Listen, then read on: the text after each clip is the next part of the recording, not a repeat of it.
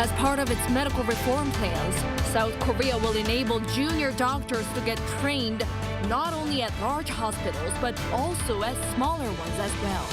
Compensation for essential medical fields will also be sharply increased. To address North Korea's escalating threats, nuclear envoys from South Korea, the US, Japan, and China meet and agree to maintain close cooperation. On the sidelines, officials from Seoul and Washington urge Beijing to play a constructive role. From traditional Korean clothing, hanbok, to dance performances and sculptures.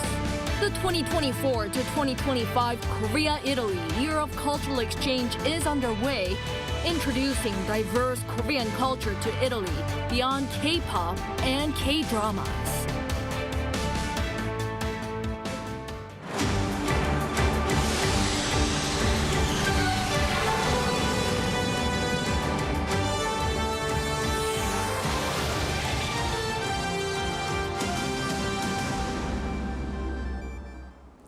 Good evening. It's 9 p.m. here in Seoul. Thank you for joining us on Arirang News. We start with the extended dispute over the country's medical reform. The government plans to enable interns and residents to get training at not only large hospitals, but also smaller ones. This is to reduce their working hours and the hospital's dependency on them. In the meantime, some professors at major hospitals took another day off while patient concerns grow. Our Yoon reports. The government is going to restructure the country's medical residence training system to allow interns, residents, and other specialists to train not only in high-level general hospitals, but also in regional general hospitals and clinics. In addition, instead of the current tendency of people primarily seeking any sort of care at major hospitals, leading to competition for other non-urgent medical services, clear and distinct roles will be laid out for healthcare institutions at all levels. This could mean an increase in medical costs for those who haven't been given referrals from smaller hospitals or those with minor ailments that choose to seek care at high-level general hospitals. Such discussions took place during Friday's second meeting of the Special Presidential Committee on Medical Reform. The government intends to promptly discuss ways to reduce the dependence on trainee doctors in high-level general hospitals. The government also addressed the shortage of doctors in critical areas of medicine and that they will enhance compensation systems. At Friday's Central Disaster and Safety Countermeasure Headquarters meeting, Prime Minister Han Duck-soo said the government will ensure strict safety measures to ensure that all medical practitioners treating South Korean citizens are fully checked and verified. This comes as the Health Ministry announced earlier this week that it plans to allow doctors with foreign licenses to provide medical services in the country. But this will be limited to when the healthcare alert level reaches serious, as it is now due to the walkout. However, organizations representing doctors immediately criticized the decision, alleging it would result in a huge decline in the quality of medical services. During the meeting, Prime Minister Han also urged medical professors who are suspending outpatient treatment for 1 day a week this Friday to remain with their patients. I hope the doctors act in the best interest of the patients. I believe that the majority of doctors who are at the hospitals are already doing so. Medical professors began taking a weekday off each week starting on April 30th due to fatigue from covering for the thousands of trainee doctors who left their positions in late February. While this is not expected to lead to any major disruption to the medical system, patient concern continues. Medical professors will continue to provide inpatient treatment and surgery for emergency or critical patients. During Thursday's press conference, President Yoon highlighted the absence of a unified alternative proposed by medical organizations. To this, the head of the Korean Medical Association on Friday countered by urging the president to go back to square one and reconsider the medical school enrollment quotas and the essential healthcare policy package. Yoon, Arirang News. In the meantime, the government on Friday submitted all supporting data regarding the need for an increase of 2,000 to the medical school admissions quota, as requested by the Seoul High Court. The court is set to make a decision by the middle of this month on the doctor's appeal to suspend the government's execution of the admissions hike. Now, officially in the third year for his 5-year term, President Yoon Suk-yeol's third lineup of top staff kicked off with the last vacant senior secretary role filled earlier today. So what does this mean and what now? Our presidential office correspondent Kim Do-yeon explains. What could be seen as a third lineup of President Yoon Suk-yeol's top aides has been formed, with the last vacant position of Senior Secretary for Civil and Social Agenda filled. On Friday, the top office announced that former Secretary to the President for Civil Society and Communication Chun Kwang-sam has been promoted to the position. He is recognized for his political acumen and communication skills based on the rich experience and network he has accumulated in various social fields as a journalist. The position had been vacant as the former Senior Secretary Hwang Sang-moo resigned in late March amid controversy after he made intimidating statements to a reporter while at lunch together. This third lineup is bigger than the last one, which was launched last November. The Senior Secretary for Civil Affairs is a freshly revived role, which will oversee secretaries for civil service discipline, legal affairs, and the newly created civil affairs.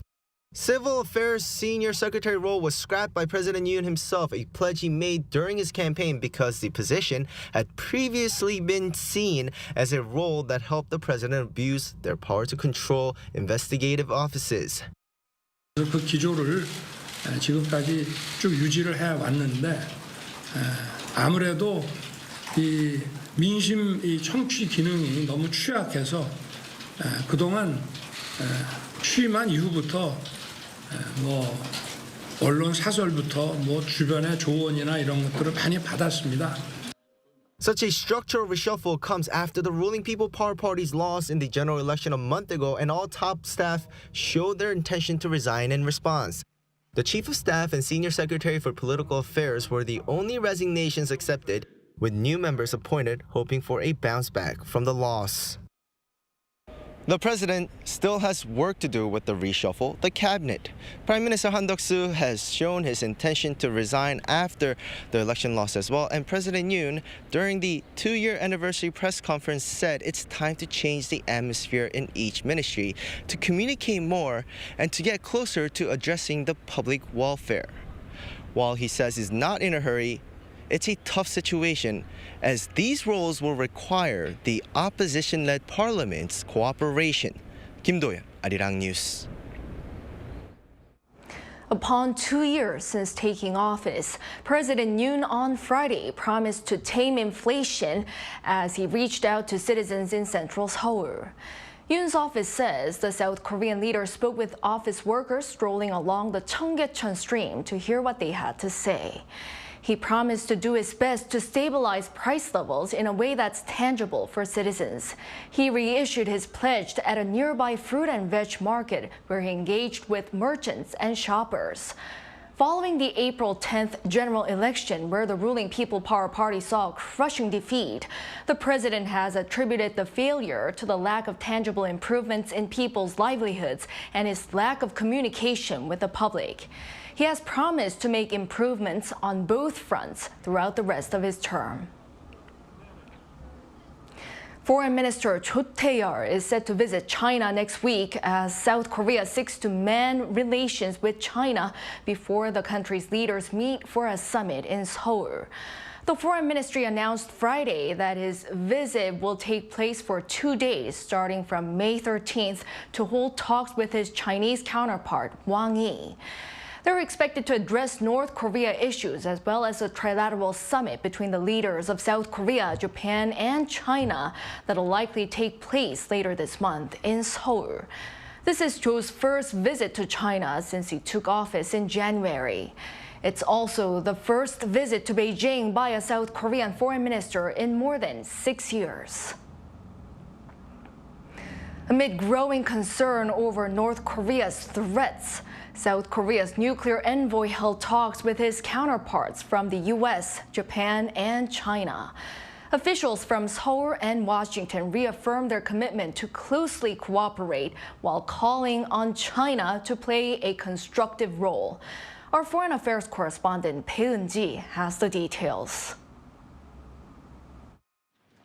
Nuclear envoys from South Korea, the U.S., Japan, and China are in Tokyo to take part in the Northeast Asia Cooperation Dialogue, an annual dialogue on foreign affairs and security.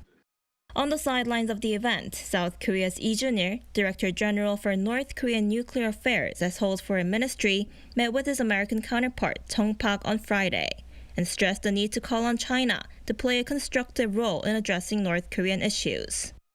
The two sides also agreed to keep a close eye on possible signs of the regime's satellite launch, while preparing against any attempts by the North to change the status quo in the West Sea, based on strong combined defense readiness. Pyongyang put its first military spy satellite into orbit last November, and has vowed to launch 3 more spy satellites this year. Last month, South Korea's military said the North appears to be making preparations for its next launch, although there are no signs of an imminent launch yet. Meanwhile, the day before their meeting, the nuclear envoys from South Korea, the US, and Japan met and highlighted the importance of maintaining close trilateral cooperation in addressing North Korean threats. The 3 officials reaffirmed their commitment to counter threats posed by the deepening military ties between North Korea and Russia. They also discussed human rights matters, including protection for North Korean asylum seekers, as well as the issues of abductions, detainees, and unrepatriated prisoners of war. Also on Thursday, the South Korean nuclear envoy held a separate meeting with his Chinese counterpart, Liu Xiaoming. South Korea's foreign ministry said they shared their evaluation regarding the recent situation on the Korean peninsula without providing further details. 배은지, Arirang News. South Korea's armed forces today engaged in the final day of a 3-day training on defending western border islands from North Korea. The military says it'll under no circumstances allow enemies to invade the South's territory. Our defense correspondent Choi Min-jung reports. South Korea on Friday wrapped up a 3-day military drill aimed at defending the country's 5 westernmost border islands against North Korean attacks. The training began on Wednesday and was led by the Northwest Islands Defense Command. It involved the Army, Air Force, Navy, and Marine Corps and included live fire drills and counterterrorism simulations using military helicopters, F-15K and KF-16 fighter jets, destroyers, and landing ships, and more. The Marines explained that this is an annual defensive exercise focused on improving the military's response capabilities. The Marine Corps will absolutely guard the northwestern islands so that enemies cannot invade our territory under any circumstances. Representatives of the Armed Forces Daejeon Hospital also took part in line with efforts to bolster the military's medical response capabilities. The goal of this training is to master the process of combining medical forces on the ground and in the air, so that we can become the last bastion for the soldiers protecting South Korea's land and territorial waters. The drill came as tensions near the border islands escalated after North Korea early this year fired hundreds of artillery shells near the de facto maritime boundary between the 2 Koreas. Choi Min-jung, Arirang News. The South Korean government has spoken up to support domestic online platform giant Naver as it faces foreign pressure to sell its shares in LINE Yahoo. On Friday, the Ministry of Science and ICT stated that the government regrets the pressure placed on Naver by the Japanese government and that it'll respond firmly and forcefully to any discriminatory action against South Korean firms. After a data leak from the messaging app LINE last year, Tokyo directed its operator to review its capital relationships, leading to an attempt to reduce Naver's control by slashing its equity. The move has faced criticism as Naver is responsible for most of LINE's technology, and the government pledged support for measures to strengthen information security at the company.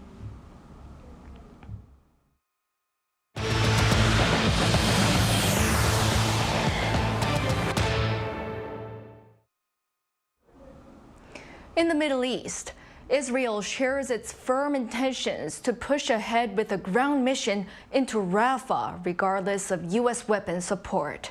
Shin Se-byuk reports.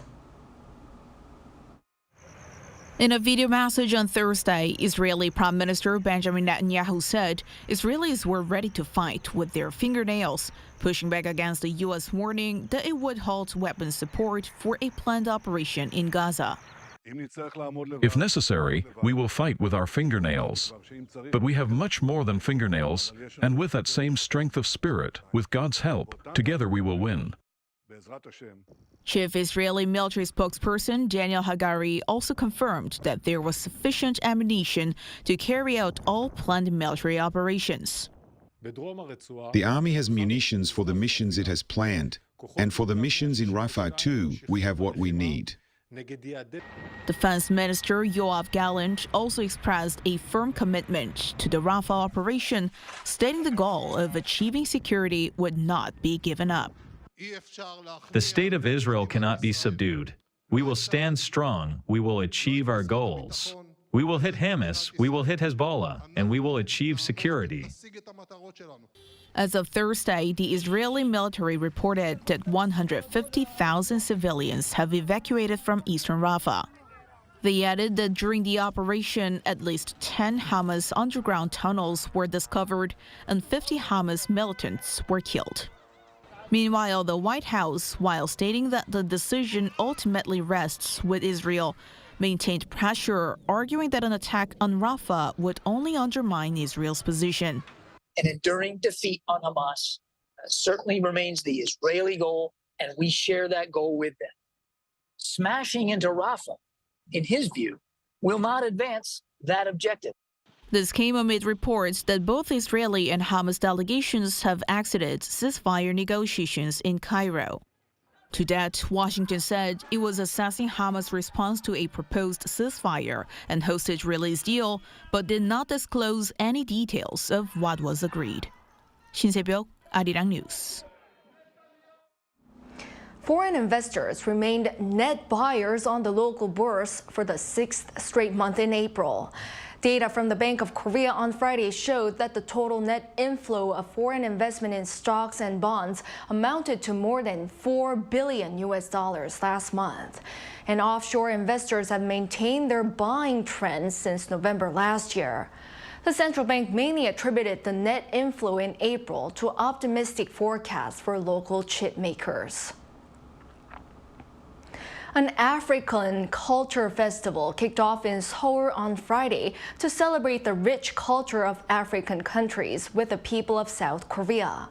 At Gwanghwamun Plaza, embassies from 15 African countries and African communities in South Korea are offering unique experiences for visitors, such as food tasting and art displays. The Ministry of Foreign Affairs organized the event ahead of the upcoming Korea-Africa Summit scheduled for June to facilitate cultural exchange. At an opening ceremony, Seoul's Foreign Minister Cho said the upcoming summit will mark a milestone in South Korea's relations with the continent. The event is open until Sunday. A festival running along the banks of the capital's Hangang River has returned even bigger than before, kicking off this month and due to run until the end of this year. The Hangang River Festival takes place across 11 different parks along the river, and some 120 different programs are scheduled to take place. Some key attractions and events for visitors to watch out for include an audition program called the Hangang Rising Star that anyone can take part in, a floating cinema featuring a wide screen, and a river parade of more than 100 boats. Seoul hopes to attract around 3 million tourists to the city through the newly improved festival this year. Now over in Italy. The 2024 to 2025 Korea-Italy Year of Cultural Exchange, which officially began last Saturday, is underway. Both countries will be engaging in a wide array of cultural programs to strengthen ties and promote mutual understanding. Our culture correspondent Song Yu-jin provides a glimpse of some of the main events and artists involved. Rome, often referred to as the Eternal City, stands as a cornerstone of Western civilization, boasting centuries-old architectural marvels, art, and beauty. Now picture a traditional Korean dance performance in the heart of this Italian capital. Dancers dressed in hanbok move gracefully to the tunes of traditional Korean music. This is the National Gugak Center's production, The Prince's Dream. So with this opening performance, the Seja Stream here at the Teatro Argentina in Rome, the Korea-Italy year of mutual cultural exchange has officially kicked off. The two countries have declared 2024 to 2025 as a year of cultural exchange.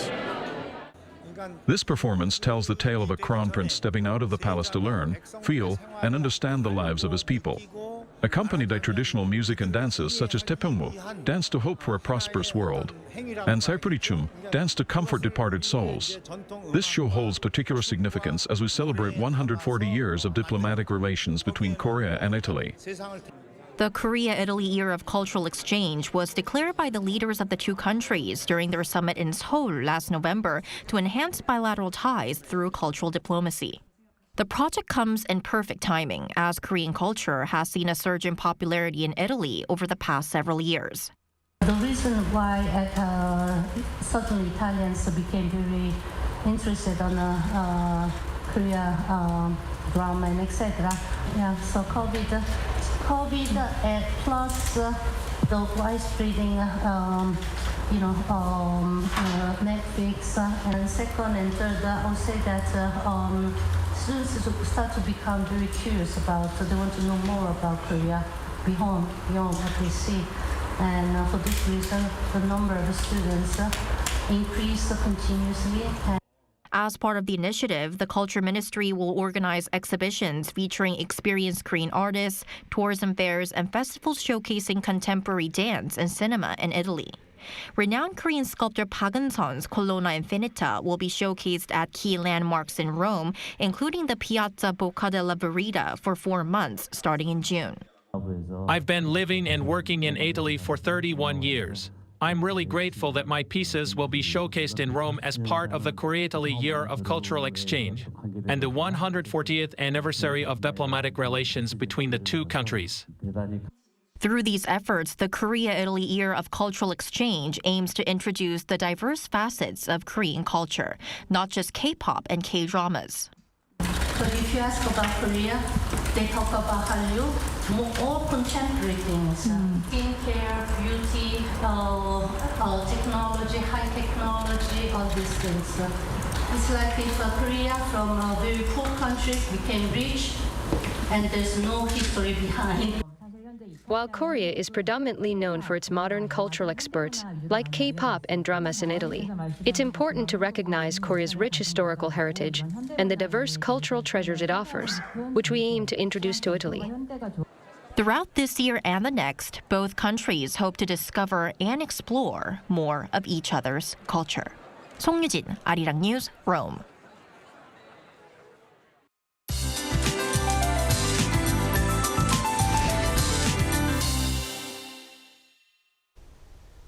It was a little chilly this morning, but the daytime temperatures rose all over the country, making huge temperature gaps. There's more rain forecast across the country tomorrow. Rain will start tomorrow morning in northern Gyeonggi-do province and northern Gangwon-do province and expand to various parts of western regions, such as Seoul, in the afternoon. At night, rain clouds will cover the whole country. As for the amount of rain, heavy rain is expected on the southern coast near Jirisang Mountain and Jeju Island, accompanied by thunderstorms and gusts. Up to 100 millimeters of rain is expected in mountainous areas of Jeju and 80 on the southern coast. Please be prepared ahead. Tomorrow morning, Seoul and Daejeon will start off at 14 degrees. Daily highs will move up to 23 in Seoul and Chuncheon, Daegu 24 degrees. This rain will last until Sunday. Clear and warm spring weather will continue for a while without any news of rain. That's all for Korea. Here are the weather conditions around the world.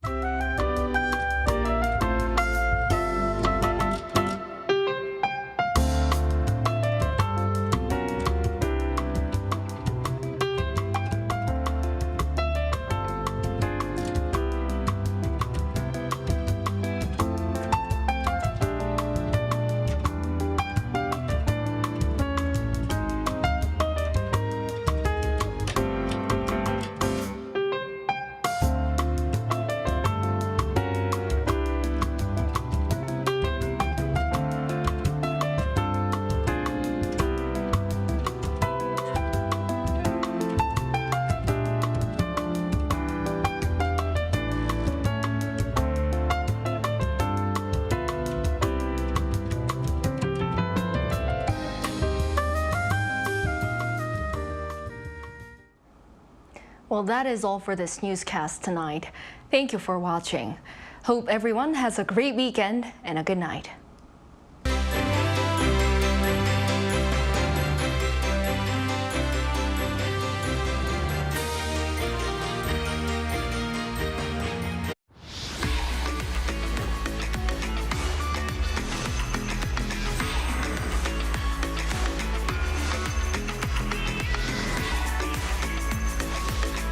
Lotte takes a new leap beyond its boundaries. Our change will leave